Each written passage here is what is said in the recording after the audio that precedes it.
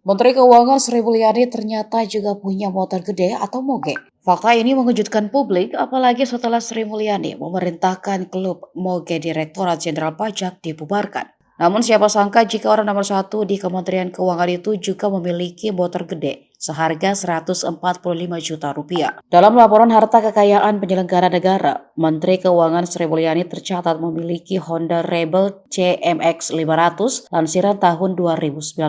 Model moge Honda Rebel tersebut nyatanya cukup banyak dimiliki oleh para pejabat Kementerian Keuangan. Selain Sri Mulyani, motor ini juga dimiliki oleh Direktur Perpajakan Internasional, Direktorat Jenderal Pajak Mekar Satria Utama, dan Inspektur Jenderal Kementerian Keuangan Awan Nurmawanuh. Berbeda dari sang menteri, keduanya meminang Honda Rebel keluaran tahun 2018 dengan nilai sekitar 120 hingga 130 juta rupiah. Selain itu, Sekretaris Direktorat Jenderal Pajak Penny Herianto juga diketahui meminang Rebel produksi 2019 dengan perkiraan harga saat ini yakni 158 juta rupiah.